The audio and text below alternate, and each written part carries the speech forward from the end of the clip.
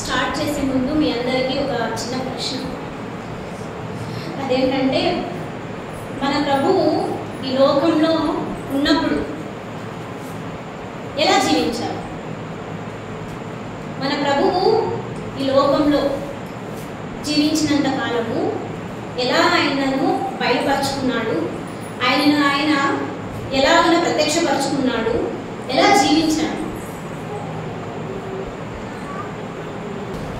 యోహాను రాసిన సువార్త 18వ అధ్యాయము 37.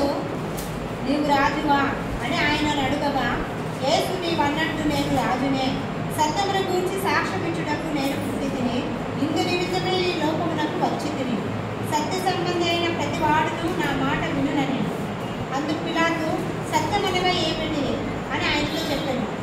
చాలు, ఇక్కడ ఒక మాట మనం ఆలోచన చేస్తే, ఈ లోకానికి ప్రభువు మానవుడుగా అవతరించాడు కదా. ఎందుకు అని అడిగితే, మన యొక్క మనుష్యుల యొక్క లేదంటే జన్మ కర్మ పాపులమై ఉన్న మనుషులను ప్రభువు తన యొక్క స్వరక్తమిచ్చి మనల్ని సంపాదించుకోవడానికి ఈ లోకానికి మానవుడుగా అవతరించాడు. అయితే ఈ భూలోకంలో ఆయన జీవించిన జీవితం ఎలా ఉంది, ఎలాగనే జీవించాడు ఆయన అని ఆలోచన చేస్తే, ఆయన ఒక రాజులాగా జీవించాడు. ఆయన ఎలా జీవించాడు? ఆయన ఒక రాజులాగా జీవించాడు.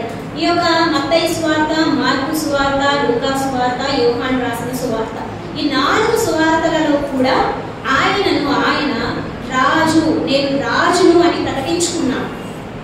ఇక్కడ చూస్తాం కదా 18వ అధ్యాయం యోహాను రాసిన సువార్త 37వ వచనం ఏమని అడుగుతున్నాడు పిలాతు?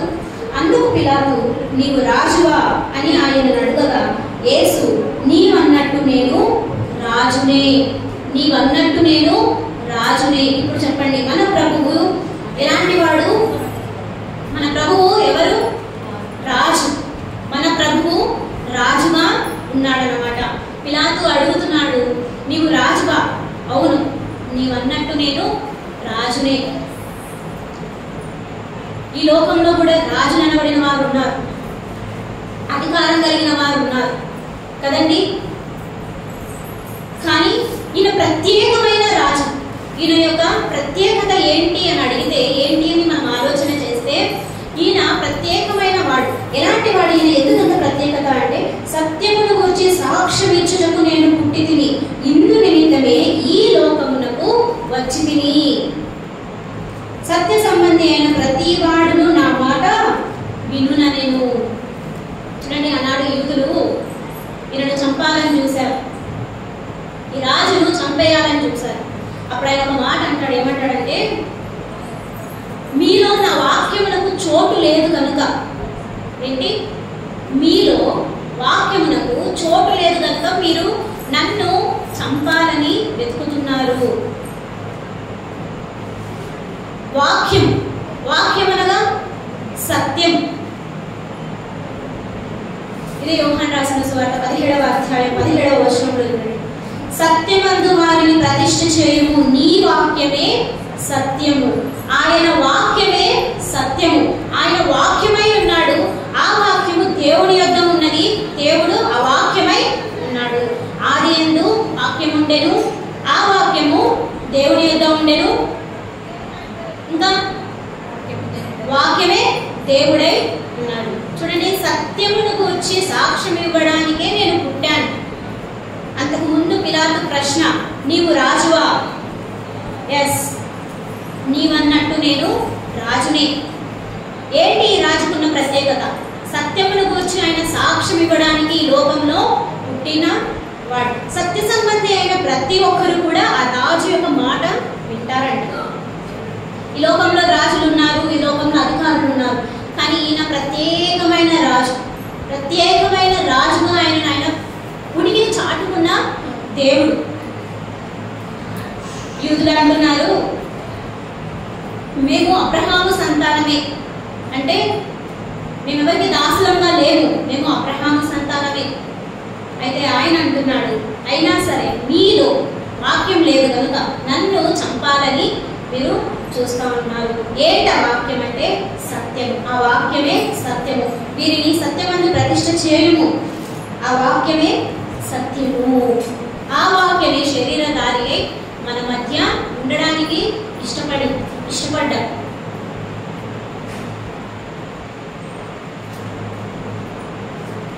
ఇంకా ఈయనలో ఉన్న క్వాలిటీ ఏంటి? ఇంకా ఎలాంటి రాజు ఈయన? ఇంకా ఎలాంటి రాజు చూడండి. ప్రకటన గ్రంథం 17వ అధ్యాయము 14వ వచనం. ప్రకటన గ్రంథం 17వ అధ్యాయము 14వ వచనం. ప్రకటన 17:14. గొర్రెపిల్లతో యుద్ధము చేతురు గాని గొర్రెపిల్ల ప్రభువును రాజులకు రాజునై ఉన్నందునను తనతో కూడా ఉండిన వారు పిలువబడిన వారై ఏర్పరచబడిన వారై నమ్మకమైన వారై ఉన్నందును ఆయన ఆ రాజులను జయించును. చూడండి, వీరు గొర్రెపిల్లతో యుద్ధము చేతురు గాని గొర్రెపిల్ల ప్రభువులకు ప్రభువును రాజులకు రాజునై ఉన్నందున. ఈయన ఎలాంటి వాడంట? రాజులకు రాజు. ఈయన ప్రభువులకు ప్రభువు, రాజులకు రాజు. ఇంకా ప్రకటన గ్రంథంలోనే 19వ అధ్యాయం 16వ వచనం. 19:16. రాజులకు రాజును ప్రభువులకు ప్రభువును అను నామము ఆయన వస్త్రము మీదను తొడ మీదను రాయబడి ఉన్నది. రాజులకు రాజును ప్రభువులకు ప్రభువును అను నామము. ఏంటి ఈయనకున్న నామము? ఈయనకున్న పేరేంటి? ఈయనకున్న పేరేంటి? రాజులకు రాజు, ప్రభువులకు ప్రభు. ఇంతే. చూడండి, ఈరోజు వాక్యం పెద్దగా ఏమీ లేదు. మన ప్రభువు ఈ లోకంలో 33.5 సంవత్సరములు జీవించాడు. అవునా? ఈ 33.5 సంవత్సరములలో రక్తమాంసములతో అంటే మానవునిగా ఆయన ఈ లోకంలో జీవించాడు. పరిశుద్ధుడుగా జీవించాడు, నిర్మలుడుగా జీవించాడు, నిష్కల్మషుడుగా జీవించాడు, పవిత్రుడుగా జీవించాడు. ఏ పాపము లేని ప్రత్యేకమైన వాడుగా ఆయన జీవించాడు. ఏంటి ఆయన ప్రత్యేకత అని ఆలోచన చేసినప్పుడు ఆయన ప్రతి ఒక్కరూ చంపాలని లాస్ట్కి వారి కేకలే గెలిచాయి కదండి. వారి కేకలు గెలిచాయి. వారి కేకలు గెలిచినప్పుడు అక్కడ పిలాతును అడుగుతున్నాడు, ఏంటంటే నీవు రాజువా? అవును, నీవన్నట్టు నేను రాజుని. అయితే ఎలాంటి రాజుని? ప్రత్యేకమైన రాజుని. సత్యమును గురించి సాక్ష్యం ఇవ్వడానికి పుట్టిన రాజుని. రాజ సంబంధులందరూ కూడా ఆయన మాట వినేటువంటి రాజు. ఇంత గొప్ప దేవుడు, ఇంత గొప్ప రాజు నేడు మనందరి జీవితాలలో కలిగి ఉన్నాము అనంటే అది ఎంతో గొప్ప ధన్యత. ఎంతో గొప్ప ధన్యత. 1 తిమోతి పత్రిక 6:15 చూడండి. 1 తిమోతి పత్రిక 6వ అధ్యాయము 15వ వచనం. 1 తిమోతి పత్రిక. అద్వితీయుడు నాకు సర్వాధిపతి యుక్త కాలములయందు ఆ ప్రత్యక్షతను కనపరచును. ఆ సర్వాధిపతి రాజులకు రాజును ప్రభువులకు ప్రభువునై ఉన్నాడు. ఏమంట? శ్రీమంతుడును అద్వితీయుడును సర్వాధిపతి యుక్త కాలములయందు ఆ ప్రత్యక్షతను కనపరచును. ఆ సర్వాధిపతి రాజులకు రాజును ప్రభువులకు ప్రభువునై ఉన్నాడు. సమీపింపరాని తేజస్సులో ఆయన మాత్రమే వసించుచు అమరత్వము గలవాడై ఉన్నాడు. మనుష్యులలో ఎవడునూ ఆయనను చూడలేదు, ఎవడునూ చూడనేరడు. ఆయనకు ఘనతయు శాశ్వతమైన ప్రభావము కలిగి ఉండునుగాక. ఆమేన్. ఇక్కడ చూడండి, పౌలు తిమోతికి రాసిన పత్రికలో ఆయనను గురించి, ఆయన ప్రత్యక్షతను గురించి మాట్లాడుతూ చెప్తా ఉన్నాడు. శ్రీమంతుడు, అద్వితీయుడు, సర్వాధికారి. ఈయన ఎవరంట? యుక్త కాలంలో ఎందు ఆ ప్రత్యక్షతను కనపరిచిన వాడు.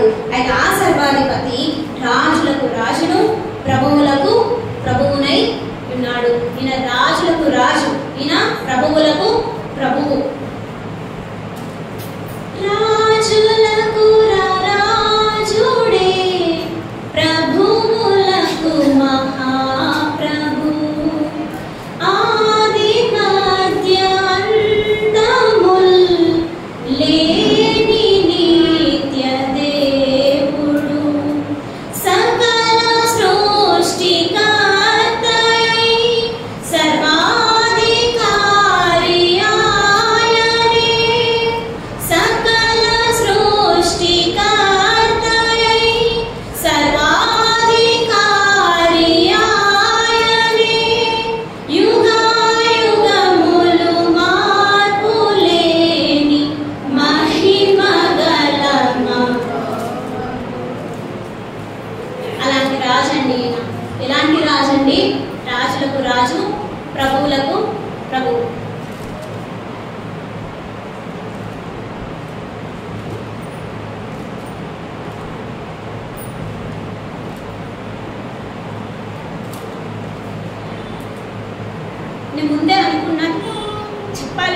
ఎమోషనల్ అవ్వద్దు అని అనుకున్నాను.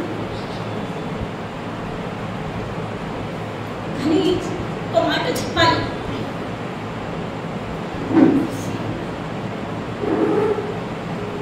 ఎంతో మంది బైబిల్ గ్రంథంలో హతసాక్షులైన వారు ఉన్నారు. ఒక స్టెఫెన్, రాళ్ళతో కొట్టి స్టెఫెన్ని చంపేది. తర్వాత దేవుడు పౌలుని ఎన్నుకున్నాడు, ఆయన జీవితాన్ని మార్చేశాడు. ఆయన కూడా ప్రభు కోసం హతసాక్షి.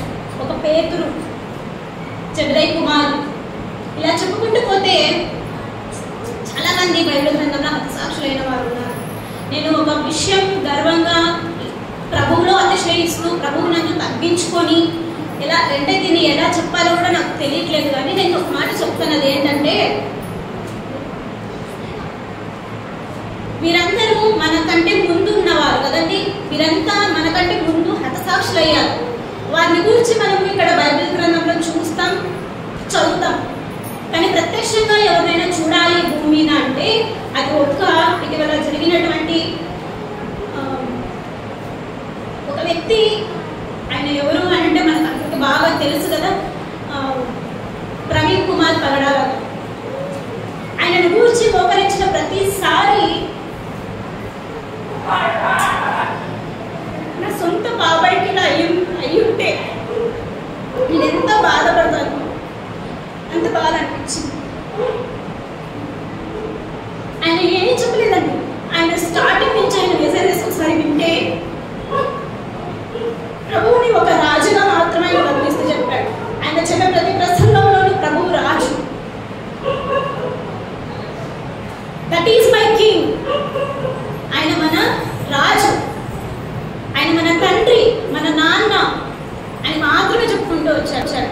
కులానికి మతానికి అతీతంగా బ్రతికిన గొప్ప వ్యక్తి. మరి ఆయనను గురించి మాట్లాడేంత అర్హత నాకు ఉందో లేదో నాకు తెలియదు. కానీ అందుకే చెప్తున్నా, ప్రభువును తగ్గించుకొని నేను మాట్లాడాలని నా ప్రేరేపణ వచ్చింది. ప్రభువు కోసం, మన క్రీస్తు కోసం హతసాక్షి అయినటువంటి వ్యక్తి మనం అందరం గర్వంగా చెప్పుకోవాల్సినటువంటి మాట ప్రవీణ్ పగడాల గారు. ప్రభు కోసం హతసాక్షి అయ్యారు.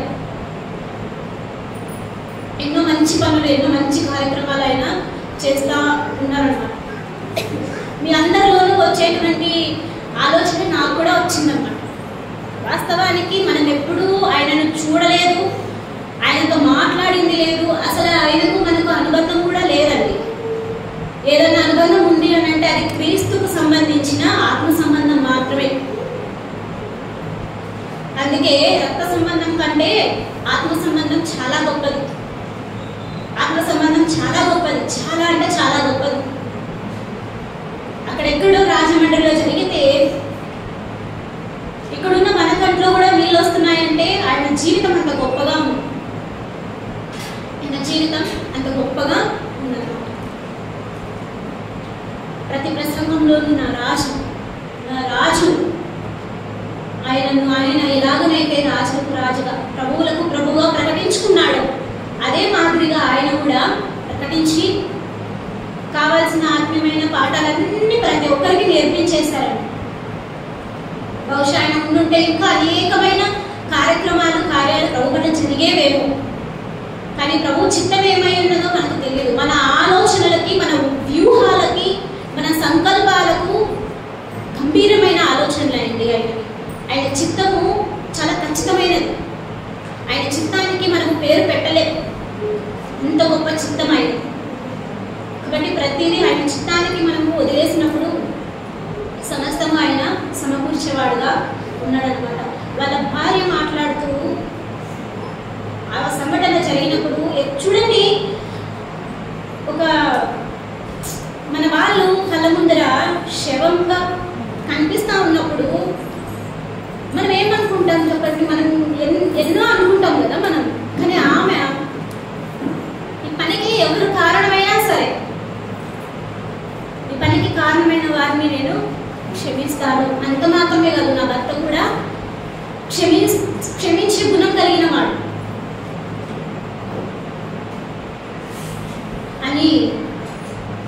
అని మాట్లాడుతూ ఉంది. ఎందుకంటే పగ తీర్చుకొనుట ఆయన పని కదా, మన పని కాదు. మనుషుల ప్రయాస ఎంతంటే మనుషుల ప్రయాస ఒక 50% మాత్రమే. కానీ ప్రభువు యొక్క ప్రభువు మన పట్ల కలిగి ఉన్నటువంటి ఉద్దేశాలు 100%. మనం తలస్తే 50%. అదే ఆయనే రంగంలోకి దిగితే 100% గ్యారెంటీ. ఒక మాట నన్ను ఈ బాధ నుంచి కోల్పోవడానికి ఒక మాట నాకు ప్రేరేపణ ఇచ్చింది. ఒక మాట నన్ను బాగా పట్టుకుంది. అది ఏంటంటే చూడండి, కీర్తనలు 76వ అధ్యాయం 12వ వచనం నేను చదువుతాను చూడండి. అధికారుల పొగరును ఆయన అణచివేయువాడు, భూరాజులకు ఆయన భీకరుడు. అందరూ చదువుదామా? అందరూ చదువుదాం. అధికారుల పొగరును ఆయన అణచివేయువాడు, భూరాజులకు ఆయన భీకరుడు. మరొకసారి గట్టిగా చదవండి. ఎంత నోరు ఉంటే అంత నోరు పెట్టండి. అధికారుల పొగరును ఆయన అణచివేయువాడు, భూరాజులకు ఆయన భీకరుడు. అధికారుల యొక్క గర్వాన్ని అణిచేవాడు. గర్వమనచి గాదెలు దింపి, గర్వమనచి గాదెలు దింపి, కనులనైనా మేపవగట్టి, కనులనైనా మేపవగట్టి, రే పగలు నీ పరసేవే, జీవదాయక చేయుట మేలు, సాటి లేని దేవుడ నీవే, నాడు కోట కొండయు నీవే, సాటి లేని దేవుడ నీవే, నాడు కోట కొండయు నీవే. గర్వం అన్నచి గత్తెలు దింపేవాడు. కనులకైనా సరే ఆయన ఏం చేసేవాడంట? కట్టి మేసేలా చేస్తాడంట. ఎంత బాగుంది కదా ఆ మాట, ఎంత చక్కగా, ఎంత బాగుంది కదా ఈ మాట. అసలు చూడండి, అధికారుల పొగరును ఆయన అణచివేయువాడు, భూరాజులకు ఆయన భీకరుడు. యేసుక్రీస్తు ప్రభువు శాంత గుణము కలిగిన వాడే. యేసుక్రీస్తు ప్రభువు ప్రేమాస్వరూపి. ఆయన ఆత్మస్వరూపి, ప్రేమాస్వరూపి, మహిమాస్వరూపి, అద్వితీయుడు, అత్యున్నతుడు, ఆశ్రయమైన వాడు, మన దుఃఖమైన వాడు. బొచ్చు కత్తిరించి వారి ఎదుట గొర్రె మౌనంగా ఉన్నట్టు ఆయన తన్ను తాను తగ్గించుకొని ఉన్నవాడే. అయినప్పటికీ ఆయన ఎలాంటి వాడో తెలుసా? భీకరత్వం కలిగిన వాడు. ఆయన భీకరుడు, యూదా గోత్రపు సింహమై ఉన్నవాడు.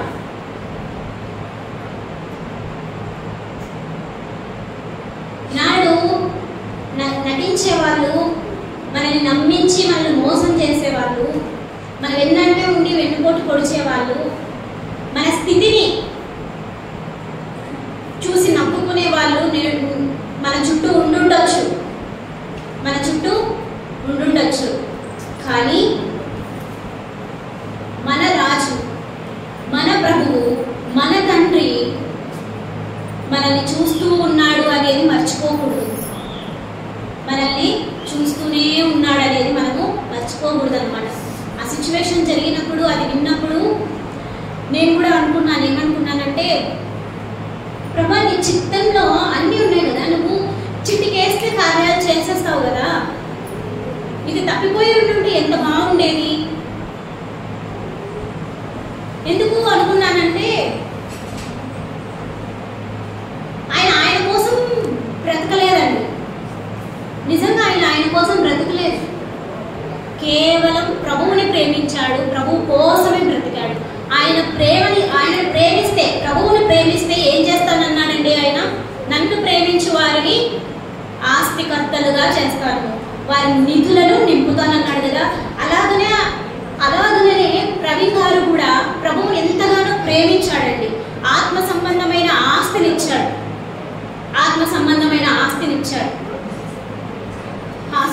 నుంచి ఆయన యొక్క పార్థివ దేహాన్ని అంబులెన్స్ లో వేసుకొని మరి సికింద్రాబాద్ కి తీసుకెళ్తున్నప్పుడు మీరు ఆ విజువల్స్ చూసుండాల్సింది. చూసారో లేదో మరి నాకు తెలియదు, కానీ ఒక రాజుని ఎలా ఊరేగిస్తామండి మనము కదా. ఒక సైనికుడులా యుద్ధ రంగం అందు గెలిచిన ఒక యుద్ధ వీరుడులాగా ఆయనను సాగనంపారు. ఎంతో మంది ప్రజలు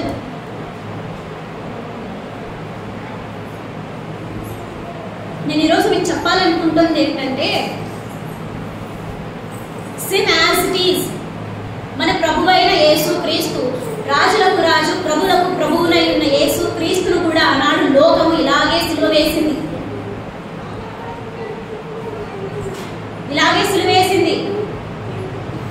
నువ్వు సత్యమే చెప్తావా అంటే అవును నేను సత్యమే చెప్తాను. నీవు రాజువా? అవును నేను రాజునే అన్నాడు. నేను సత్యమే చెప్తున్నాను కాబట్టి మీరు నన్ను ఎందుకు నమ్మరు? సరే పోనీ నాలో పాపం ఉన్నదని మీలో ఎవడైనా స్థాపించగలడా? ఎన్నో కార్యాలు, ఎన్నో అద్భుతాలు, ఎన్నో ఆశ్చర్యకార్యాలు చేస్తాడండి ప్రభు. అటువంటి ప్రభువును కూడా ఏం చేశారంటే చంపేశారు. అయితే గొప్ప దేవుడు, దేవుడు అనేవాడికి మరణం ఉంటుందా అండి? మనుషులకు మరణం సత్యమే, మరి దేవుడికి ఉంటుందా మరణం అనేది? ఉండదు కదా. అందుకే సజీవుడుగా తిరిగి మూడో దినాన లేచాడు. యుగాయుగములు సజీవుడైన దేవుడు, ఇదిగో నేనే మొదటి వాడను కడపటి వాడను జీవించువాడను నేనే, ఇదిగో మృతుడనైతిని గాని యుగాయుగములు సజీవుడనై ఉన్నాను. యుగాయుగములు సజీవుడై ఉన్నాము. రాజు, మన రాజు.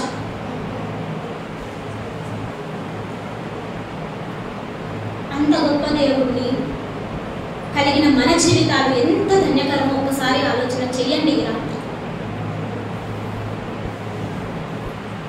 మాట్లాడే దేవుడవు నీవు, మాట్లాడని రాయివి చెట్టువు నీవు కాదు, మాట్లాడని రాయివి చెట్టువు నీవు కాదు, మాట్లాడే దేవుడవు నీవు. మాట్లాడే దేవుని కలిగి ఉన్నాం మనం, మాట్లాడే రాజు కలిగి ఉన్నాం మనం. మాట్లాడని చెట్టు రాయి పుట్ట ఆయన కాదు. ప్రభు మాట్లాడేవాడు, మన మాట వినేవాడు. మోకరించి అయ్యా ప్రభు అని మనం ప్రార్థన చేస్తా ఉంటే నాకేం లేని చెవి పక్కన తొలగించుకునేవాడు కాదండి మన రాజు. నా బిడ్డ ప్రార్థన చేస్తా ఉంది, నా బిడ్డకి అక్కర ఉంది అని చెవి యొక్కి వినేవాడు, చెవి యొక్కి వినేవాడు. యోహాను గురించి ఒక మాట చూస్తాం కదా, ఏమంటాడు ప్రభు? సాక్షాత్తు ప్రభు యోహాను గురించి ఇచ్చినటువంటి సాక్ష్యం ఏంటండి? స్త్రీలలో ఈమె అంటే యోహాను కన్నా ఆమె స్త్రీలలో ఎలాంటిదంట? ధన్యురాలంట కదా. ఈరోజు ప్రవీణ్ గారిని కన్నా వారి తల్లి కూడా అంతే ధన్యురాలు, అంతే ధన్యురాలు.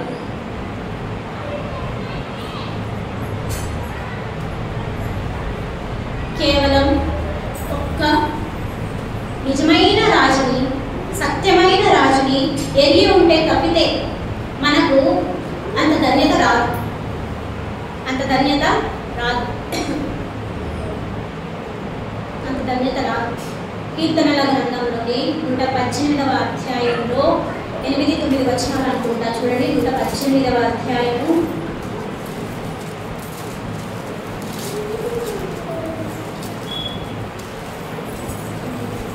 8-9 వచనాలు ఉన్నాయి చూడండి. 8 చదువుతా వినండి. మనుష్యులను నమ్ముకొనుట కంటే యెహోవాను ఆశ్రయించుట మేలు, రాజులను నమ్ముకొనుట కంటే యెహోవాను ఆశ్రయించుట మేలు.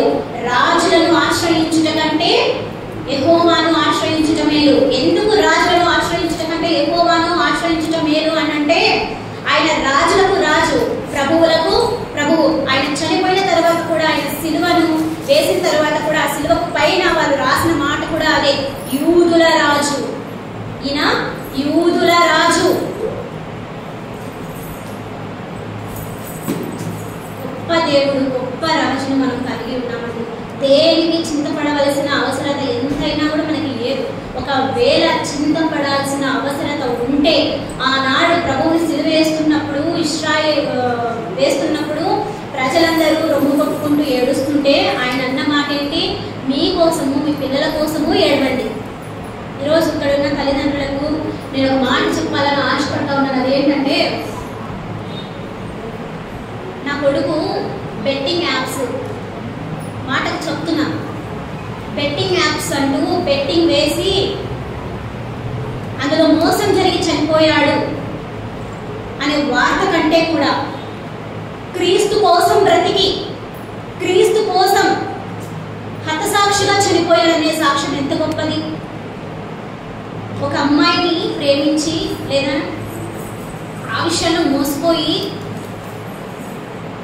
జీవితాన్ని వ్యర్థం చేసుకున్నాడు అనే మాట కంటే కూడా క్రీస్తు కోసం జీవించి, మహారాజు కోసం జీవించి, మహారాజు పట్టణంలో ఉండడం కోసం ప్రయాసపడి హతసాక్షి అయ్యాడు ప్రభు కోసం అనే మాట ఎంత ధన్యత, ఎంత గొప్ప సాక్ష్యం.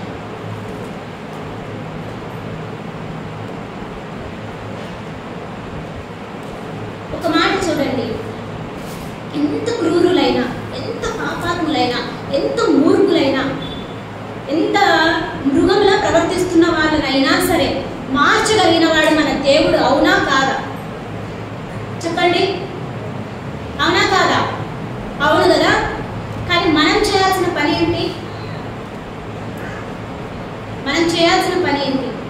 వారి కోసం మనము ప్రార్థన చేయాలి. మరి ఎంతమంది భారంతో మన యొక్క కుటుంబ పరిస్థితులను మార్చుకోవడానికి భారం కలిగి ప్రార్థన చేస్తూ ఉన్నాం?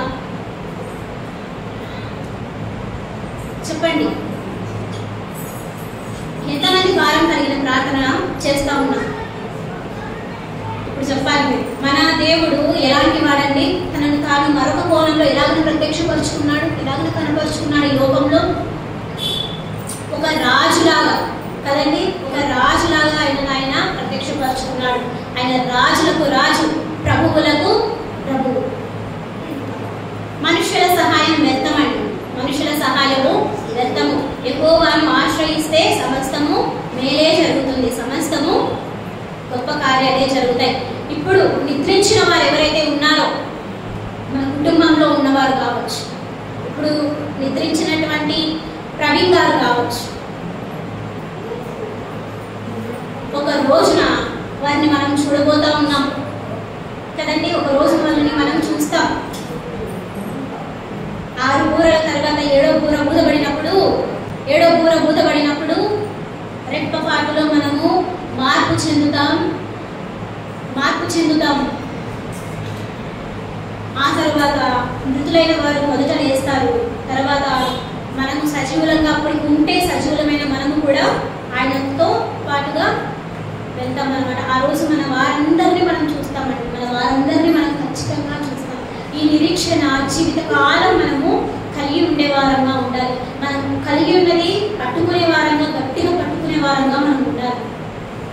ఇంత గొప్ప రాజును కలిగిన మన జీవితాల్లో ఎంతో ధన్యకరమైన ఈ రాత్రి మనమంతా ఒప్పుకుంటూ మన యొక్క చింత యావత్తులన్నీ ఆయన మీద వేసి, వస్తున్న ఆదివారం ప్రభు యొక్క పునరుత్థాన దినం. ఆ దినంలో మనము ఆత్మతో, సత్యముతో, విరిగి నలిగిన మనస్సుతో ఆయన కోరుకున్నట్టుగా మహారాజుని మనము, యోగ్యుడైన రాజుని మనము, పవిత్రుడైన రాజుని, పరిశుద్ధుడైన రాజుని, నిష్కల్మషుడైన రాజుని, అమూల్యమైన రాజుని, ఏమాత్రము పాపలలో చేరక ప్రత్యేకింపబడిన ఆ రాజుని ఆరాధించడానికి మన యొక్క హృదయాలను, మనల్ని, మన ఆత్మలను మనము సిద్ధం చేసుకునే వారంగా ఉండాలి. గొప్ప రాజు మన యొక్క ప్రభు అయిన యేసు క్రీస్తు. ప్రవీణ్ గారిని ఒక మాట అడిగాను అనుకోండి, అయ్యా మరి మీ కులం ఏంటి అని అడిగితే ఆయన చెప్పే మాట ఏంటో తెలుసా? నా కులం సేవా కులం. ఆయన కులం ఏంటంట? సేవకులం అంట. సేవ. ఏ సేవ? రాజులకు రాజు, ప్రభువులకు ప్రభువునై ఉన్నటువంటి మహారాజు అయిన యేసు క్రీస్తు యొక్క పాద సేవ ఆయన కులం. అందుకే మీరు కూడా జాగ్రత్తగా ఎవరికైనా సరే ఈ రోజు నుంచి నేర్చుకుందాం. ప్రతి ఒక్క బోధకుడు, ప్రతి ఒక్క స్వార్థికుడు, ప్రతి ఒక్క సేవకుడు చెప్తున్న మాటలు జాగ్రత్తగా విందాం. జాగ్రత్తగా వింటే మనకు జీవం ఉంది. నన్ను కనుగొనిన వాడు జాగ్రత్తగా నన్ను కనుగొనాలి, జీవమును కనుగొను అంటాడు. ఆయన జాగ్రత్తగా చెప్పిన మాటలను మనము వినేవారంగా ఉండాలి. లేదు మనం వినలేదనుకోండి, ఒకవేళ లేఖనాలు సెలవిస్తా ఉన్నాయి, ఏమంటారట, క్లిష్టమైన పరిస్థితులు వచ్చినప్పుడు అయ్యో నా బోధకుల మాట నేను వినకపోతేనే, నా ఉపదేశకుల మాట నేను త్రోసివేసితేనే అనే పరిస్థితులు తెచ్చుకోకూడదు. మనం గౌరవించాలి, సేవకులను గౌరవించాలి, ప్రేమించాలి, వారికి లోబడి మనము జీవించాలి.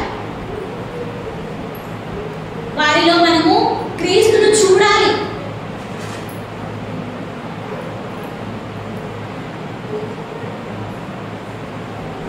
ఆయన వ్యక్తిత్వాన్ని వారిలో మనము చూడాలి.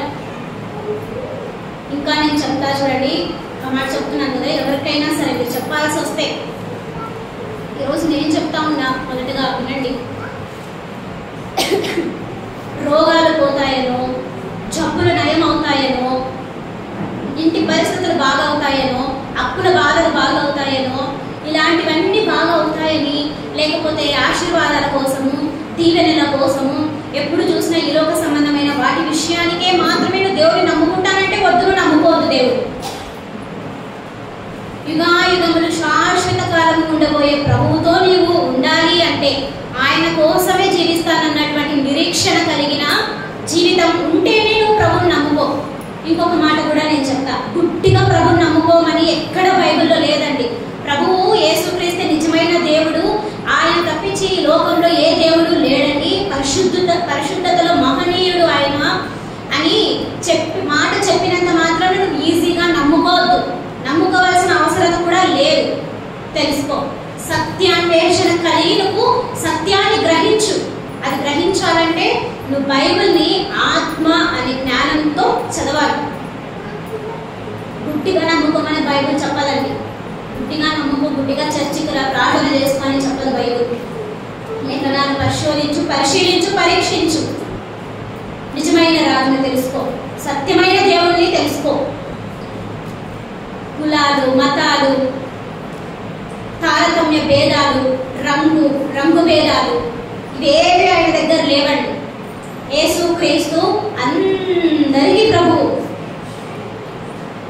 జీవము కలిగిన నా సన్నిధి, నా మందిరము అనేకులకు ప్రార్థనా మందిరము.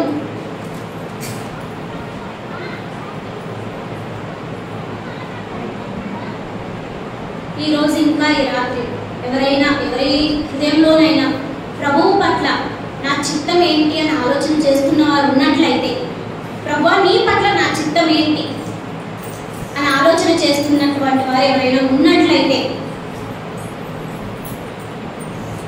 ఈనాడు ప్రవీణ్ గారు విడిచి వెళ్ళినటువంటి ఆ యొక్క పరిచర్యనే మన చిత్తం. అర్థమైందండి? ప్రభు కోసం హతసాక్షి అయినటువంటి ప్రవీణ్ పగడాల గారు ఉన్నారు కదా, ఆయన వదిలి వెళ్ళినటువంటి పరిచర్యనే, ఆయన వదిలి వెళ్ళినటువంటి సేవే, ఆయన క్రీస్తు సేవే మన యొక్క చిత్తం. పౌలు సేవ చేస్తున్నప్పుడు కొంతమంది సహోదరులు ఏం చేశారట కొంతమంది సహోదరులు సహకారం అందించారు. చివరిగా ఈ మాట చూసుకొని ముగించుకున్న ఫిలిప్పీలకు రాసిన పత్రిక 4వ అధ్యాయము మొదటి నుంచి చూడండి. కావున నేను అపేక్షించిన ప్రియ సహోదరులారా, నా ఆనందమును నా కిరీటమునయున్న నా ప్రియులారా, ఇప్పుడు ప్రభువునందు స్థిరులై ఉండుడి.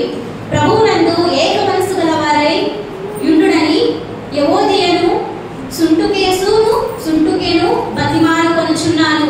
అవును, నిజమైన సహకారి ఆ స్త్రీలు క్లెమెంతుతోనూ నా ఇతర సహకారులతోనూ స్వార్థ పనిలో నాతో కూడా ప్రయాసపడిన వారు కనుక వారికి సహాయము చేయమని నిన్ను వేడుకొనుచున్నాను. ఆ సహకారుల పేర్లు జీవ గ్రంథమందు వ్రాయబడి ఉన్నవి. స్వార్థ పనిలో సహకారం, గతంలో కూడా నేను ఈ మాటలు చెప్పాను. స్వార్థ పనిలో సహకారం, సేవకుడు ఇక్కడ చేస్తున్న ప్రయాస ఎంతుందో దానికంటే కూడా ఎక్కువగా మనము ఆయన ఈ ప్రయాస చేయడానికి మనము కూడా అంతే ప్రయాసపడాలి. మనకి ఏం లేదు మనకు ఏ పని లేదు చేయడానికి అని అనుకోవడానికి వీలు లేదు. చాలా పని మన మీద ఉంది. ప్రభు పనిలో, సువార్త పనిలో పరిచర్య చేసి ప్రయాసపడిన వారి పేర్లంట జీవ గ్రంథమందు రాయబడి ఉంటాయి. జీవ గ్రంథమందు వారి పేర్లు ఉంటాయి. ప్రతి యవనస్తురాలు, యవన బిడ్డలు, వృద్ధులు, నడిప్రాయం కలిగిన వారు ఎవరైనా సరే ప్రభు పనిలో ప్రయాస కలిగి, శ్రద్ధ కలిగి, ఆసక్తి కలిగి ప్రభు పనుల పట్ల మనము భారం కలిగిన వారం అయితే ప్రభువు కూడా మనల్ని అంత ప్రాణంగా ప్రేమించేవాడుగా ఉన్నాడు. ఎవరికి ఇష్టం వచ్చినట్లు వారు వారి పనులే చూస్తున్నారు కానీ క్రీస్తు పని ఎవరు చూడట్లేదు అని లేఖనాలు ఉన్నాయి. ఆ మాట విన్నప్పుడైనా మన హృదయంలో కొంత బాధ అనేది రావాలి. మరి పనులు వాళ్ళు చూసుకుంటూ ఉన్నారు కానీ వారి సొంత కార్యాలకై వాళ్ళు ఉన్నారు కానీ ప్రభు కార్యాలు, క్రీస్తు కార్యాలు చూసేవారు లేరని ఉన్నది. ఈ విషయం జరిగినప్పుడు, ప్రవీణ్ గారి విషయం జరిగినప్పుడు కింద కామెంట్స్లో మరి ఎవరో తెలియదు ఒక కామెంట్ నేను చదివాను. కామెంట్ ఏంటంటే, అయ్యా కోసే పని దండిగా ఉంది, చాలా తక్కువ మంది పనివారే ఉన్నారు. ఆ తక్కువ మంది పనివారిలో కూడా ఇలాంటి బిడ్డలు నిద్రించడం ద్వారా ఈ పని ఇది ఎవరు పోస్తారు, ఈ పని ఎవరు పోస్తారు? నిజంగా ఆ మాట కామెంట్ పెట్టిన వ్యక్తి ఎవరో మరి నాకు తెలియదు. ఆ మాట నాకు ఆలోచనలోకి వచ్చింది. కోతెంతో విస్తారము కోసే పని మారు కొదువగా పొలములో పని చేయుటకు వస్తావా నీ పనికి జీతమున్నది, బహుమానమున్నది, కిరీటమున్నది. దైవజనులు కావాలి, దైవజనులు లేవాలి, ప్రభు కోసము పరుగులెత్తువారు, ప్రభు కోసము ప్రాణమిచ్చడివారు, ప్రభు కోసము పరుగులెత్తువారు, ప్రభు కోసము ప్రాణమిచ్చడివారు. దైవజనులు కావాలి. కోతెంతో విస్తారం అండి, కోసే పనివారు కొదువుగా ఉన్నారు. ఈ మినిట్కి ముందు వరకు కొదువుగానే ఉన్నారు. ఒక అద్భుతమైన మాట చెప్తే జాగ్రత్తగా వినండి. నేను ఒక అద్భుతమైన మాట చెప్తే జాగ్రత్తగా వినండి. ప్రవీణ్ పగడాల గారి మరణానికి ముందు వరకు పనివారు చాలా కొద్దివారే. ఇప్పుడు ఆయన మరణము తరువాత ఇది మరణం కాదు, అది విజయం. ఆయన విజయోత్సవుడు అయ్యాడు కనుక ఆయన విజయం తరువాత అనేక మంది స్వార్థికులు, అనేక మంది బోధకులు, అనేక మంది విశ్వాసులు తమ యొక్క జీవితాలలో గొప్ప కార్యాలు చూడబోతూ ఆయన సేవలో ఎదిగేవారుగా ఉన్నారు.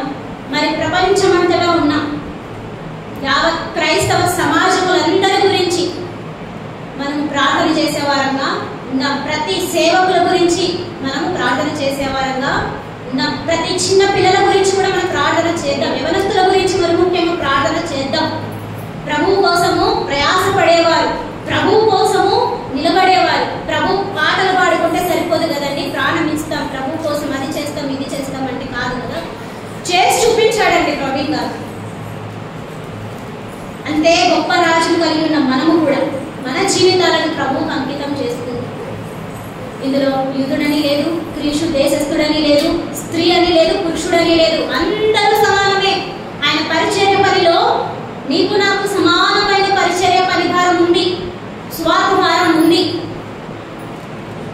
ఈ రాత్రి మాటలు వింటున్న పెద్దవారు వారి యొక్క పిల్లల విషయమే జాగ్రత్త మెలకువ కలిగి ఉండండి. యవనస్తులు రేపు ఏం జరుగుతుందో నా లైఫ్లో అనే ఆలోచన, ఆ థాట్ కూడా మీరు తీసేయండి. ఈ రోజు నేను ఏం చేయాలి ప్రభు కోసం, ఈ రోజు నేను ఏం చేస్తే ఆయనకి ఇష్టంగా నేను బ్రతుకుతాను. ఆ తర్వాత రాత్రి వెళ్ళి ప్రార్థన చేసుకొని మోకరించినప్పుడు అడగండి, ప్రభువా ఈ రోజంతా నేను నీకు ఇష్టంగా బ్రతికానా తండ్రి, ఎక్కడైనా ఇష్టం లేకుండా నేను దుఃఖపరిచి ఉంటే క్షమించయ్యా, ఇంకా ఎక్కువగా నన్ను నేను ప్రతిరోజు మార్చుకుంటూ నేర్చుకుంటూ నన్ను నేను దిద్దుకుంటూ సిద్ధపాటు కలిగిన జీవితం నాకు దయచేయి అని ప్రార్థన చేసే వారంగా ఉందాం.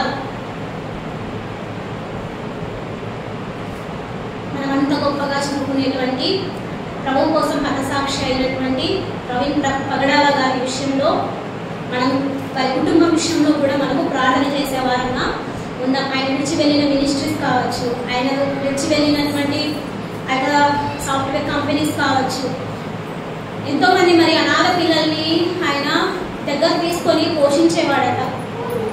తన యొక్క ఉద్యోగ విషయంలో కూడా వారు పనిచేస్తున్న ఉద్యోగ స్థలంలో కూడా సమానత్వం కల్పించాడంట. అక్కడ మతాలు, కులాలు, ఈ యొక్క దుష్టకరమైన విపత్తుకరమైనటువంటి దరిద్రమైన మాటలే లేవంట. అంత గొప్పగా జీవించాడండి, అంత గొప్పగా ఆయన సేవ చేశాడు. సాతానుడు వల వేయాలని చూస్తా ఉన్నాడు. కొంచెమే సమయం ఉంది కదా వాడికి, కొంచెమే సమయం ఉంది అని వాడికి తెలుసు కాబట్టే ఎవరిని మృంగుదామా అని వస్తా ఉన్నాడు వాడు. కానీ మన దేవుడు మరణపు ముళ్ళును విరిచిన క్రీస్తు, మరణపు ముళ్ళును విరిచిన వాడుగా ఉన్నాడు అన్నమాట. కాబట్టి అటువంటి రాజును, ప్రభువులకు ప్రభు అయిన దేవుణ్ణి, రాజులకు రాజు అయిన దేవుణ్ణి ఎవరు సమీపింపరాని తేజస్సులో ఆయన మాత్రమే అమరత్వం కలిగి వసించుచున్నటువంటి సర్వాధికారిని మనము విడిచిపెట్టకుండా, ఏ స్థితిలోనూ విడిచిపెట్టకుండా కార్యాలను కొనసాగించే వారంగా ఉందాం. అయ్యా మరి ఇది నీ చేతుల్లో ఉన్న కార్యం, నీ చిత్తానుసారంగా నువ్వు ఎందుకు చేయలేదు అన్నప్పుడు నాకు దేవుడు ఒక పరిస్థితిని నా కళ్ళ ముందు తీసుకొచ్చాడు. అదేంటంటే యోబును గుర్తు చేశాడు నాకు.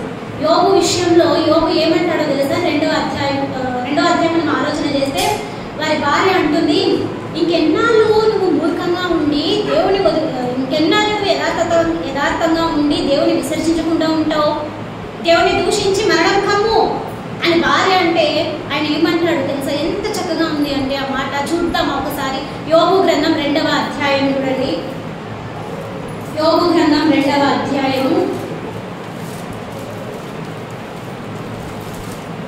నేను ప్రభువుని నమ్ముకోవడానికి, లేదంటే ప్రభువుని గట్టిగా పట్టుకోవాలి అని నిర్ణయం తీసుకోవడానికి గల కారణమైనటువంటి వచనం కూడా ఇదే. చూడండి 2వ అధ్యాయము 10వ వచనం. అందుకతడు, మూర్ఖురాలు మాట్లాడునట్లు నీవు మాట్లాడుచున్నావు, మనము దేవుని వలన మేలు అనుభవించుదుమా, కీడును మనము అనుభవింపతగదా అని. ఏం మేలే కావాలా నీకు దేవుని నుంచి? ఎప్పుడు ఆశీర్వాదాలు, అష్టైశ్వర్యాలు, అంతస్తులు, దీవెనలే కావాలా దేవుని నుంచి? మేలే కావాలా నీకు దేవుని నుంచి? కీడును కూడా అనుభవించా తగదా? కీడు చేస్తాడండి మన దేవుడు? మీరు చెప్పాలి. మన దేవుడు మన పట్ల ఆయననే ప్రాణంగా ప్రేమిస్తున్న మన పట్ల కీడు చేస్తాడు ఆయన? చెప్పాలి, గట్టిగా చెప్పాలి. చెయ్యడు అని గట్టిగా చెప్పండి. చెయ్యడు కదా? చెయ్యడు కాబట్టే సమస్తము మేలు కొరకై సమకూడి జరుగుతున్నాయి. సమస్తము మేలు కొరకై సమకూడి జరుగుతూ ఉన్నాయి. సంవత్సరాలు గడుస్తూ ఉండగా ఆయన కార్యాలను ఆయన నూతన పరుస్తూ ఉన్నాడు. కనుకనే అంజూరపు చెట్టు ఫలించకపోయినా, ఇంకొకటి ఏమి జరిగినా ఏం జరగకపోయినా నేను ప్రభువునందే ఆనందిస్తాను అని హబక్కుకు పలుకుతాడు. మన రాజు గొప్పవాడు, అద్వితీయుడు, ఆది సంభూతుడు, అన్నిటికీ ఆధారమైన వాడు మన దేవుడు. ఆయన మీద ఆధారపడి జీవించే వారంగా మనం ఉందాం. ఆయన రాకడ ఉంది. 2వ రాకడలో ప్రభువు మేఘాల మీద ఆయన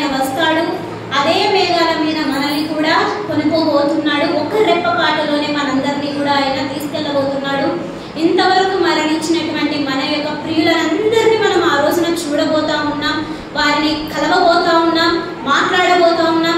అంతకంటే మరి ముఖ్యంగా మహారాజు అయిన యూదా గోత్రపు సింహమైనటువంటి యేసు క్రీస్తు ప్రభువును కూడా మనం చూడబోతా ఉన్నాం. ఆయన్ని ముట్టుకుంటాం, మాట్లాడతాం, ఆయనతో కబుర్లు చెబుతాం, ఆయనతో ఆడుకుంటాం.